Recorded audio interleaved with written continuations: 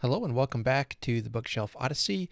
Today we're going to spill the tea with Elizabeth Gaskell. I have continued to be reading through Elizabeth Gaskell's letters, and I wanted to share a couple with you that I thought were of interest, and as well as some more biographical background to her.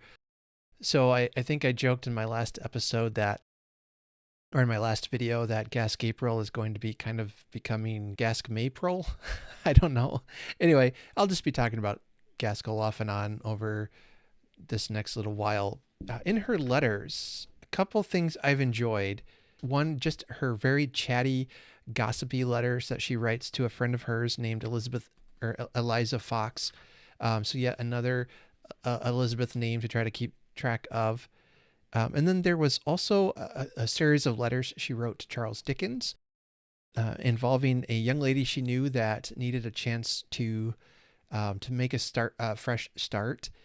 It's possible. I don't recall all the details of what it is this lady had fallen into. It's possible it was prostitution. But Dickens and a Mrs. Coots had set up a house for women who needed that fresh start, and they would be taught a way to support themselves legally and more safely. There would be and also an opportunity for them to go through that training and then be sent to places like Australia where they could have a fresh start. And Elizabeth Gaskell is writing to Dickens to see if this young woman can be helped by his organization. There's not really a quote that jumps out at me from her writing to him other than that they had a shared interest in helping people who were in need. And I think that really speaks well of her. For instance, one portion of the letter she wrote to Dickens in January of 1850, she's referring to this woman, and she said that the girl herself is in a refuge, a literal refuge for any destitute female without inquiry as to her past life being made. All are received and not classified. So it is a bad place, but what can we do? I am going to see her today to keep up and nurse her hopes and good resolutions. What she's saying there is that she has a place where she's in, she has a place of refuge right now, but it's a really not the best place to be. And what Dickens wanted to create was this house that would be a safer place, a more respectable place for women to recover and to again learn a trade. And I love that Gaskell is investing her own time and interest into this poor woman who needed that help. So she wasn't just well, I guess we'd call it today that keyboard warrior that tweets out about how we should change society but then doesn't do anything about it. She was putting her faith into action, which as a Christian that really appeals to me. That this woman, rather than judging her or and I don't know the full details of what all went on with this woman she's trying to help, but she's seeking to help rather than to judge, and I think that's pretty remarkable. And then I wanted to also read a quote from a letter she wrote to her friend Eliza about her faith and about finding your purpose in life. So this kind of gets a little philosophical, but I really liked what she says. This letter was written to Eliza Fox in February of 1850, and it says that she writes, I've been reading over your note and believe I've only been repeating in different language what you said. If self is to be the end of exertions, those exertions are unholy. There's no doubt of that. And that is part of the danger in cultivating the individual life. But I do believe we have all some appointed work to do, which no one else can do so well, which is our work, what we have to do in advancing the kingdom of God. And that first we must find out what we are sent into the world to do and define it and make it clear to ourselves. That's the hard part. And then forget ourselves and our work in the end we ought to strive to bring about. I never can either talk or write clearly, so I'll even leave it alone. I like what she says here about, if we are exerting for things that are unholy, or if we are striving for things that are selfish for the end of our exertions to be selfish reasons, she says those things are unholy. But it is good to realize too that we all have some appointed work to do. What that is, and she says, which no one else can do so well. Whatever that is, whatever that work is, there's something that God appointed us to do to help advance his kingdom, whatever it is. And whatever that is, there's no one better suited for it than the person God has chosen to fulfill that role. The trick is is finding out what it is that God called you to do or appointed you to do. And as a Christian, I like that approach, that she understands that everyone has value, everyone has a role to play that God had designed them to do. And the trick is, the hard part, she says, is finding out what it is. And that just really appealed to me. I'm going to be turning 45 here in August, and according to online statistics, my life is half over. And these are, the time periods where you start having the midlife crisis, wondering, am I doing what I'm called to do? Am I doing what's right? Am I doing what, does my life have meaning? These are kind of the big questions that keep me up at night.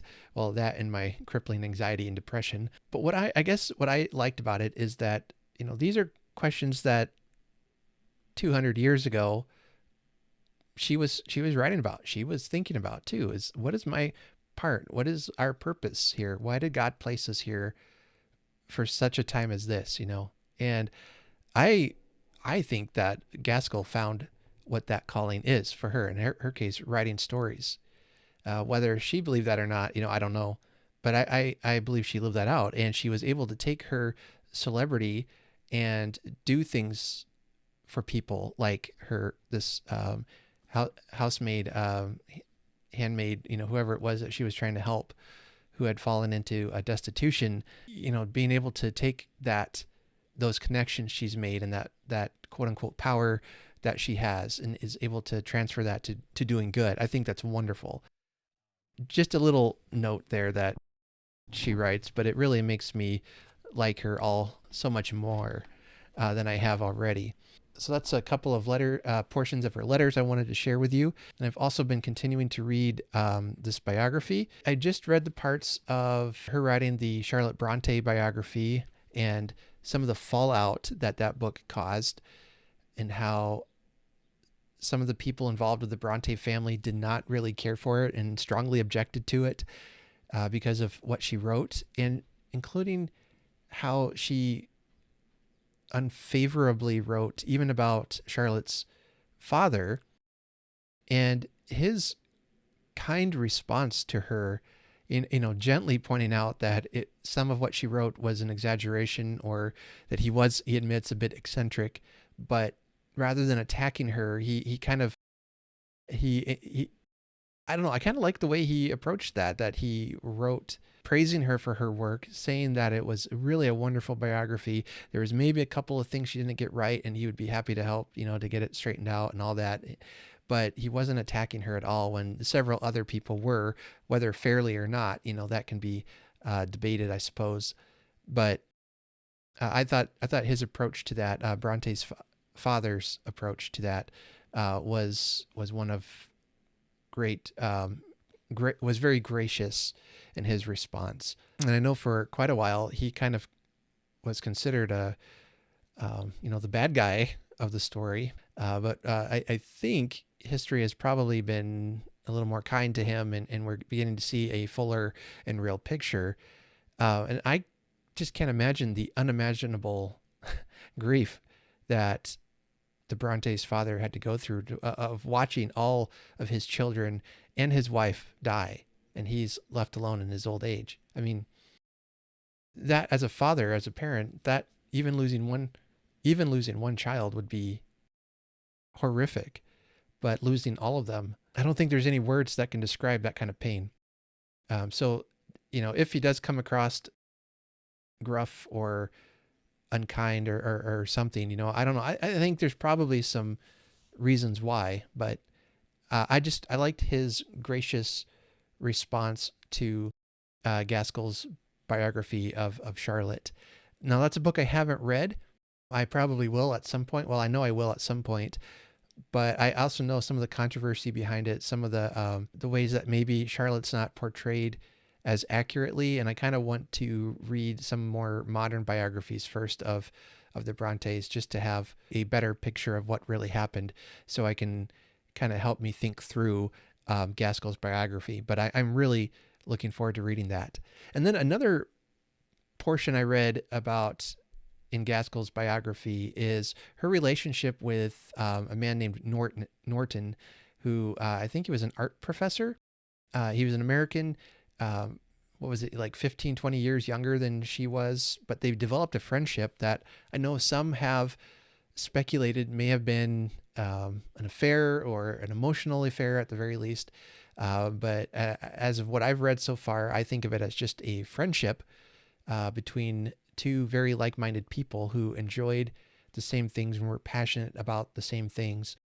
And I think that's absolutely wonderful when, you can get two people, even a man and a woman who are friends, and that's all that there is to it. We don't have to always be looking for scandal and controversy in every relationship. Here's just a man and a woman who thought very highly of each other and spoke very highly of each other. And to quote from the book, it says that when they first met, it was in Rome. It says that it was a momentous meeting for him as for her. The middle-aged writer, she was now 46, and the young historian of art had so much in common, in temperament as well as taste, that the question of age seemed never to enter into their relationship. Her exceptional vitality compensated for his youth. And then in a quote from a letter, it says that he later writes to James Russell Lowell about her that she is like the best things in her books, full of generous and tender sympathies, of thoughtful kindness, of pleasant humor, of quick appreciation, of utmost simplicity and truthfulness, and uniting with peculiar delicacy and retirement a strength of principle and purpose, and straightforwardness of action, such as few women possess. And then the author goes on to write that such an appreciation, one of the most perceptive ever to have been made of Mrs. Gaskell, gives the measure of Norton's own rich nature and sufficiently explains the instant sympathy that sprang up between these two. And rather than calling it like a forbidden love or anything like that, the author describes it as by the old-fashioned expression platonic love, which I think is accurate. She goes on to write about how that their relationship brought a fulfillment to Mrs. Gaskell that she had never known before. She doesn't think that she was being disloyal to her husband at all, because sounds like she talked quite openly about Norton to her husband and different things. I think theirs was a friendship. I don't know. There's still more to read. I haven't read many of the letters that she wrote to him or he wrote to her or about them, but I'll keep digging in there and see if that changes my mind at all. But this is what I love about reading these biographies, is that it creates a fuller picture of who these people were. That they had emotions and thoughts just like ours. They had concerns and fears for the future just like we do. Sometimes these great genius writers, sometimes we can put them on a pedestal and almost approach them as if they were on hallowed ground. But really, they were, and this sounds like a cliche, but they were human just like us, right? I think Dickens is the greatest writer to have ever lived, or one of them anyway. But, personally, I'm not sure I'd actually like to hang out with him too much. He's got a rough personality. But yeah, anyway, all that to say, reading her letters and this biography together has really helped me to see, Gaskell more as a living, breathing person versus, this mythic figure of storytelling genius. And I love that. She intrigues me, definitely. But I love this relationship that she had with Norton. Just that shared interest, the shared passion they have. I love what he wrote about her and her character. Honestly, it sounds like me when I'm writing about one of my favorite, or talking about one of my favorite authors. I just gush with compliments because I'm excited about their work and the stories that they've written. I can get carried away. Anyway, I will probably be periodically dropping videos about some of the letters I've read or some more biographical tidbits I come across that I think are interesting. As always, I'd love to discuss more down below with you. I do have plans to try to read some other collections of Victorian letters I have that I would love to just bring up and share, in short videos throughout the year. I've got a collection of George Eliot letters. Of course, I got some Charles Dickens letters. I've got Jane Austen letters. A lot I'm looking forward to reading, to getting to know some of my favorite authors in a different light. So those are some things I'll be sharing off and on throughout this next year, most likely. So let me know down below what you think about this, if you've read any of Gaskell's biographies, and what you think about her relationship with Norton, her idea that we are all called to do something to help advance the kingdom of God, but finding out what it is, that's the hard part. Let me know what you think about that. So until next time, happy reading and take care.